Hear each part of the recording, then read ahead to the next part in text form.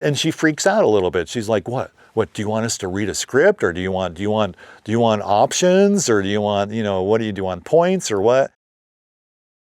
I'll start an ET story, how it came about, because it all came about because of Jurassic Park. We were sitting on stage one day getting ready to shoot a scene, and then I noticed this like very businessy looking woman, like a lawyer, comes in and starts talking to Steven Spielberg. The thing is, they're both looking at me and pointing at me, and I'm like, and I was thinking, like, did I like break any NDAs? Did I like blab to somebody? And I couldn't think of anything. So next thing I know, she's there next to me and she says, can you follow me? And I'm like, okay. We walk across Universal to the Amblin bungalow, all the way in the back, and on the back on the floor is this great big wooden crate that looks like exactly like the crate from that the Ark of the Covenant is being kept in Raiders of the Lost Ark. Turns out built by the same guy, so there's not a real coincidence. She gives me a screw gun and tells me to open it up the crate, and I do. And I pull open the lid, and there's E.T., the extraterrestrial, in it. And she says, his finger light is burned out, and we're shooting a commercial in 2 weeks, and do you think you could fix it? And I go, I'll take a look. And so I take E.T. home. And I don't know why that got a laugh at some place, but a lot of people laughed at that for some reason. And I get him home. I pull off the finger. The little skin was really easy. And it turns out his finger light is a brake light bulb from like a Chevy car from the 70s. So I just drive down to Pep Boys at the time, and I get 2 of them for $4.95. And I come back and I replace and I put the skin on. The whole thing takes maybe 20 minutes to do. It takes longer for me to drive to Pep Boys and get the light bulb than it does to fix E.T. So the next day I bring E.T. back and I give him to her, and she asks me, how much money do you want for this? And and I was already on Steven Spielberg's payroll, so I was kind of like, okay. And so I was like, $40? Because they kind of cover the expenses for a $5 light bulb. That's a bit of a markup. So, there's gas. Yeah, and then, and she freaks out a little bit. She's like, what? What, do you want us to read a script, or do you want options, or do you want, what do you want, points or what? And I go, no. And I explained to her, it was just that simple to do. And she said, oh, wow. This is the last person who changed a light bulb charged them $15,000 to do it, to change a light bulb. And then she asked me, so what are you doing in 2 weeks? And puppeteering E.T. And so that led to about almost a 20-year-long career of taking E.T. all over the world, and for public appearances and commercials, and we did all kinds of fun things together. We even went to the '97 Super Bowl, and where E.T. saved the day, because I don't know if you noticed during the halftime show, all the power went out on the Super Bowl.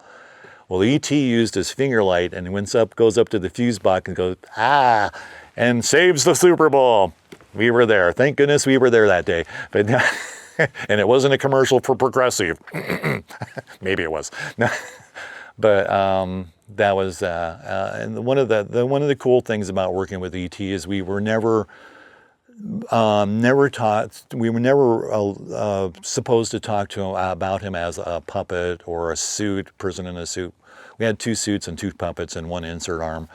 We were always told to refer to him as a living, breathing entity.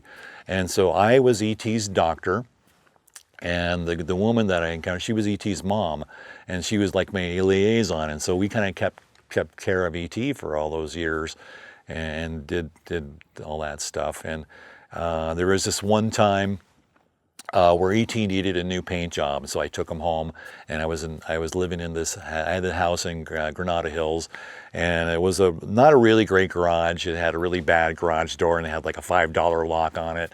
I really didn't want it to, I didn't want people to know that I had like E.T. in my garage, and so one day he needs a new paint job. Now the paint that you use for E.T. is made out of rubber cement, acetone, trichlorofluoroethylene, hexane, a couple other really nasty solvents, and universal paint pigment.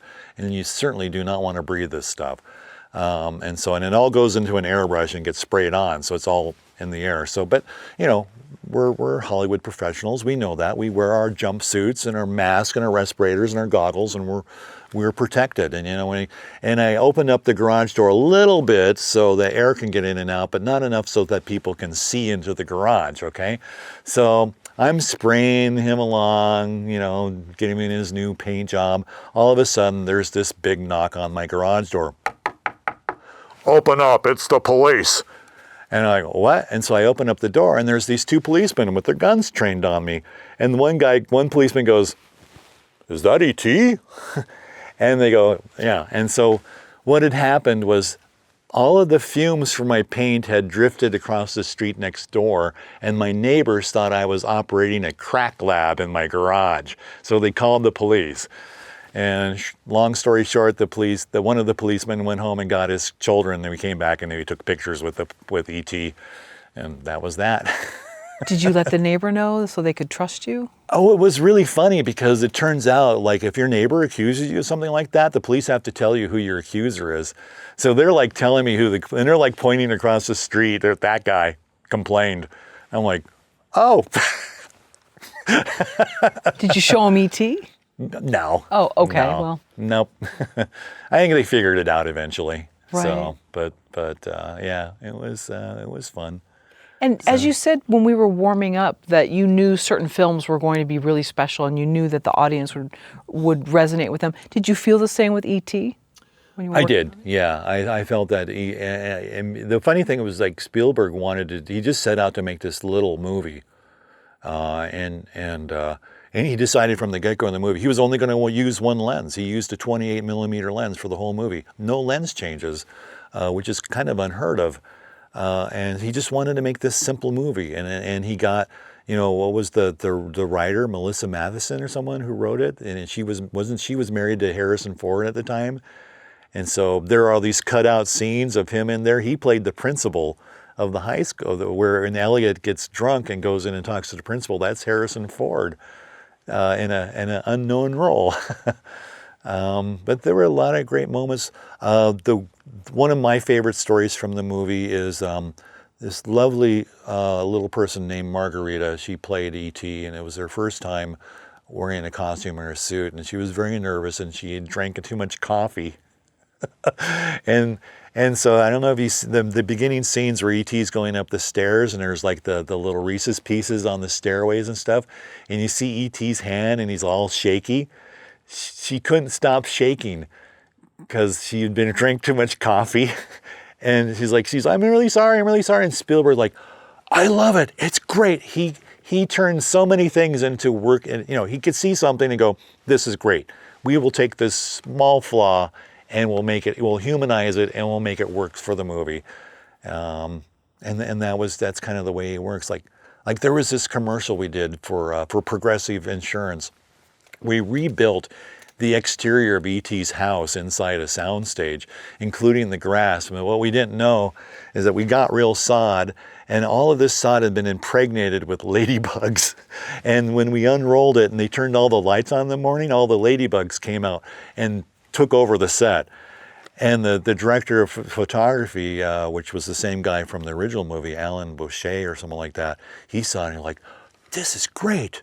And he starts out, the very first shot starts out with the camera at grass level with all the bugs flying around and E.T. off in the background, barely in focus. And they say, like, we have bugs, we're going to shoot bugs. And it's a beautiful artistic shot. And that's just, it's really great working with people who have that mindset. You're going to, oh, that's a problem? No, it's not. Let's make it work for us. So. That's interesting. How do you instruct your students or inform them that there will be times when their decision will not be heard, but maybe in their personal work to be sort of free and loose with things so that ideas can come? Yeah, I tell them, and I think it's really great when, like for instance, I had one student who went through an internship and they were besieged with problems, and I think that was the best thing in the world that could ever happen to them, because you know, if everything had gone perfectly and just super smoothly, that would be a great experience. But the fact that things did not go smoothly and there were a lot of problems that they had to solve on the fly, they will have those problems solved the next time that happens. And so it's like the difference between the new person and the professionals. The professionals, we've been making mistakes longer and learning from our experiences. It's like one of the things that Jim Cameron would always say, no, and it's that old saying, like, no plan survives the battlefield, or whatever it is. And I think it's really important, and this is what I tell my students, like, we have to be really flexible when we go in, because things are never going to go exactly the way we want them to go, especially for visual effects people on set. You will get a lot of people who don't have any experience with visual effects, and they will have assumptions that will actually hurt their shooting. And so it becomes a paramount for that visual effects person to step in there and say, hey, let's try this, and let's make sure we're doing this correctly.